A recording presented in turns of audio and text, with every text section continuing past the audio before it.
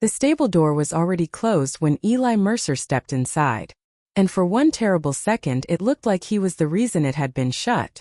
A young girl sat on the straw with her knees pulled tight to her chest, wearing nothing but a torn, filthy shirt that barely covered her thighs. Sunlight cut through the cracks in the boards and landed across her bare legs, showing bruises and shades of yellow and purple that hadn't had time to fade. She flinched when Eli's shadow fell over her, as if she expected the next blow to come from him.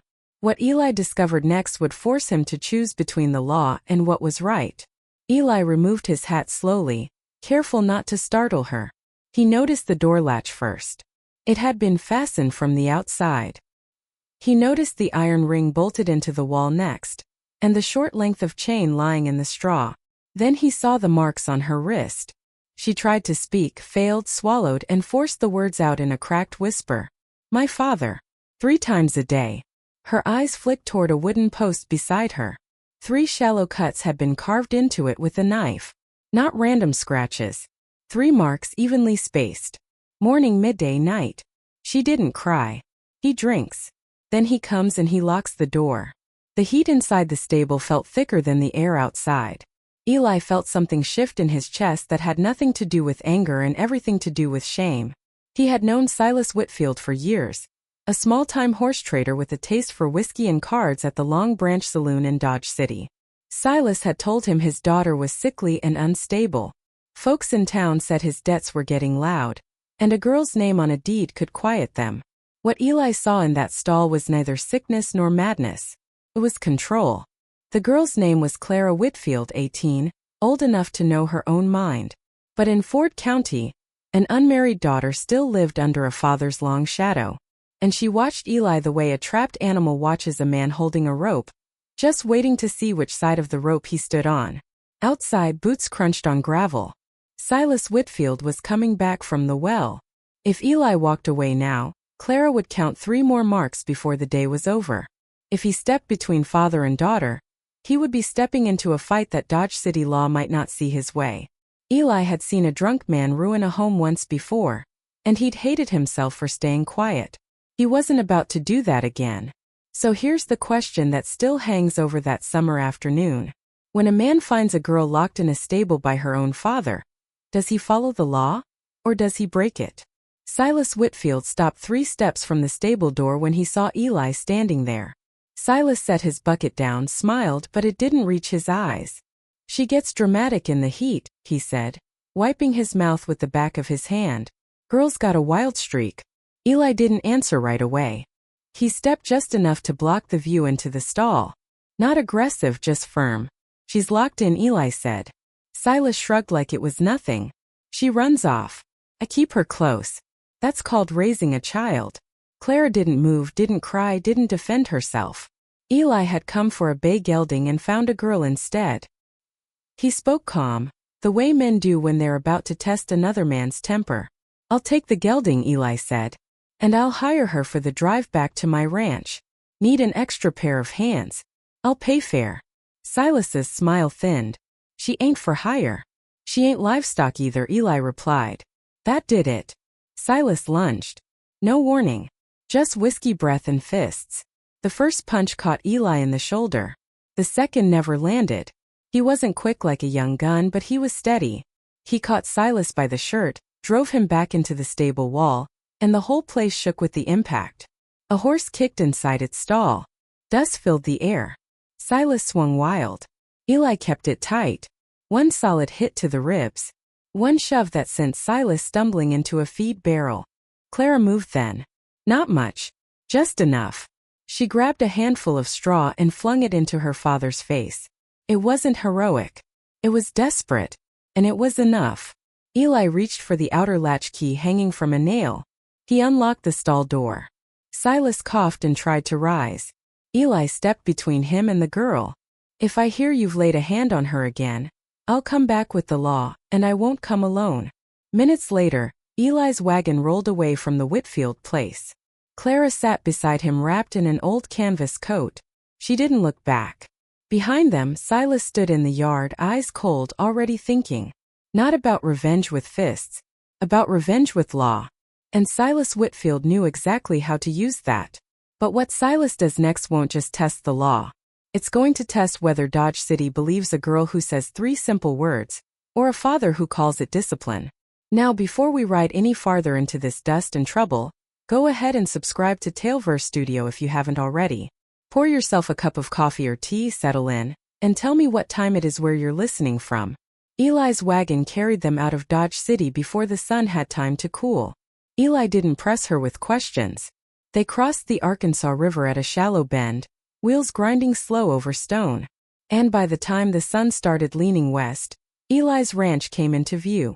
Eli handed Clara a tin cup of water before he said anything else. "You're safe here," he told her.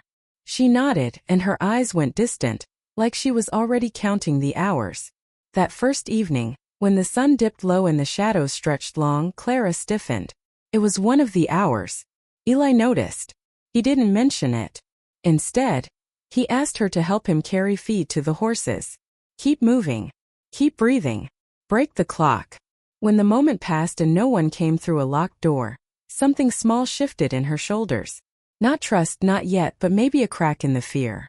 The next morning, Eli rode into Dodge City and stopped by the sheriff's office.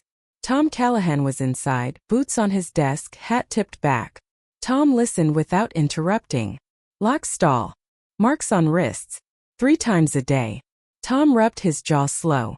"You stepped into something," he said. "I know," Eli replied. Tom leaned forward then, voice low. "Silas filed a complaint this morning. Says you kidnapped his daughter. And men at the Long Branch owe him favors." There it was. Not a fist. Paper. Law. Silas hadn't chased them down the road. He'd gone straight to town. Straight to the batch. Tom wasn't accusing, but he wasn't smiling either. "In this county," Tom said carefully, "a father still carries weight." Eli nodded. He understood. Out here, blood often spoke louder than bruises. When Eli returned to the ranch that afternoon, he found Clara standing by the fence, watching the horizon like she expected dust to rise at any second. She must have felt it in the air, because just before sunset, she said something that made Eli's stomach tighten. "He won't stop," she whispered. And in the distance, far down the road leading from Dodge City, a thin line of dust had begun to climb into the summer sky. The dust line grew thicker as it came up the road. Clara saw it before Eli said a word. She didn't panic. That was the strange part. She just went still, like someone who had spent years learning there was no use running. Eli stepped off the porch and rested one hand on the fence rail. He counted 3 riders. Silas in front. 2 men behind him from town. Both the kind who spent more time leaning on saloon walls than working honest fences. No badge in sight.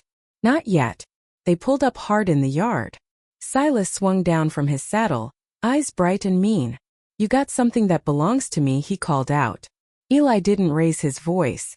"She ain't a saddle." One of the other men spat in the dirt.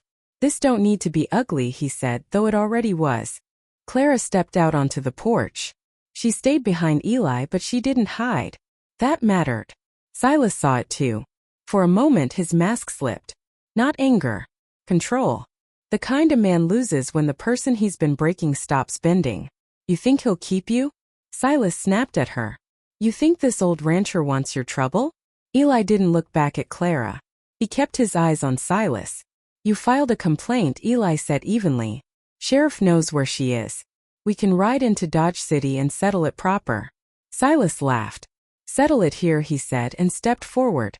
It happened fast. A shove, a swing. One of the hired men tried to circle wide toward the porch. Eli moved first. He drove his shoulder into Silas, sending both of them into the dust. No gunfire, just fists and breath and grit between teeth. Silas fought wild, angry, desperate. Eli fought steady. One clean punch split Silas's lip. Another knocked him flat on his back. The second man backed off when Clara grabbed a fence post and shouted for them to stop. Shouting strong. And that changed something. Silas lay there, staring up at the sky, chest heaving. "You don't understand," he muttered. Blood at the corner of his mouth. "She signed it." Eli froze. "Signed what?" Silas's eyes flicked toward Clara. Too late. A crack in the story. A mistake. The other 2 riders exchanged a look. Now it wasn't just about a runaway daughter. It was about paper. About something written down. Silas pushed himself up, wiping blood with the back of his hand. "This ain't over," he said, voice low now. "You want law? Fine. Let's bring it to town." He mounted up without another word. The three riders turned back toward Dodge City, dust rising behind them again. Clara stepped down from the porch slowly. "He made me sign something," she said, barely above a whisper. And for the first time Eli understood. This wasn't just about 3 beatings a day. It was about land. And land in Kansas could start wars that fists never could. The next morning Dodge City felt different. Not louder, not rougher, just heavier. Silas stood inside the sheriff's office with dried blood on his collar and pride still clinging to his voice. Clara stood a few feet away, hands steady at her sides. Eli didn't speak for her. He stood beside her. That was enough. Tom Callahan laid the paper on his desk. A transfer of land. Her late mother's small piece of property along the Arkansas River. Signed. But signed under fear. Signed by a girl who had been locked in a stall 3 times a day until she stopped arguing. Silas tried to call it family business. Tom cut him off. "This isn't raising a child," he said.